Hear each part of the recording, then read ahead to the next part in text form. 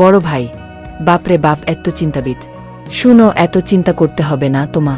তুমি শুধু সাথীর সাথে বন্ধুত্ব তৈরি করবে, আর বাকিটুকু আমি দেখবনি। আচ্ছা ঠিক আছে, আপনার আশায় থাকবো, কেননা বর্তমানে তো কোনো কিছুই মামা, খালু, দোলা ভাই ছাড়া সম্ভব নয়, তাহলে আমার প্রেমী বা কেন বড় ভাই ছাড়া সম্ভব হবে? হা হা হা। বড় ভাই, হা হা হা, ঠিক বলেছ। এখন একটু মনোযোগ দিয়ে কাজ করো। অতপর ভাবির বাড়ির লোকগুলো সবাই এসে পড়েছে।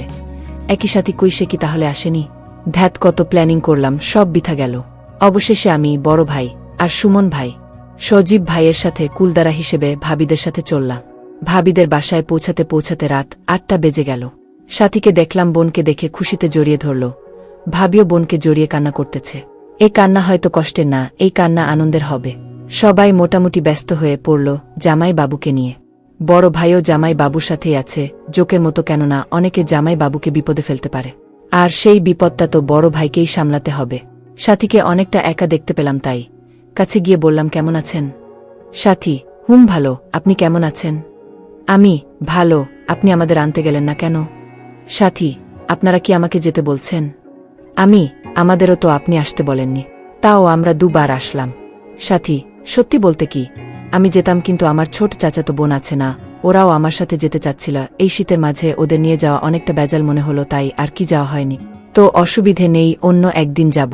তারপর কে যেন সাথী বলে ডাক দিল আর চলে গেল, আর আমাকে বলে গেল পরে কথা হবে। সকালবেলা ঘুম থেকে উঠে দেখি সাথী একা একা মোবাইলে কি যেন দেখছে আর হাসছে। আমার মনে কৌতূহল জাগলো, তাই কাছে গিয়ে বললাম, আজকে আপনাকে অনেক খুশি মনে হচ্ছে, কারণটা জানতে পারি?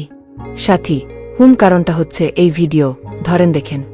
আমি মোবাইলটা হাতে নিয়ে তো অবাক, আরে এটা তো যেদিন পাত্রী দেখতে আসছিলাম সেদিনকার ভিডিও।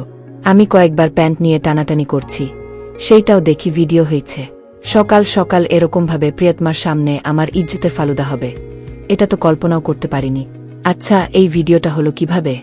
সাথী, আমার পিচ্চি চাচাতো বোনকে ভিডিও করতে বলছিলাম, কেননা আমি আসতে পারিনি বলে, তাই আমি কি বলবো কিছু বুঝতে পারছি না। ঠিক তখনই বড় ভাই ডাক দিল আমাকে, তাই আমি বললাম, আচ্ছা এখন আমি আসি, পরে কথা হবে।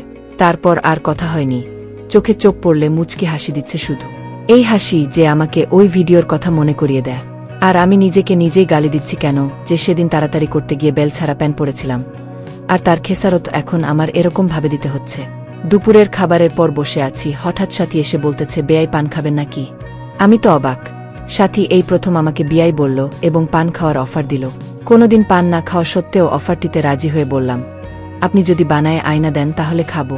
বিয়ানের পান বলে কথা, চলবে। প্রিয় পাঠক, গল্পটি কেমন লাগলো কমেন্টস করে জানাবেন সবাই। গল্পটি ভালো লাগলে শেয়ার, অন্যকে শোনার সুযোগ করে দিন। ধন্যবাদ।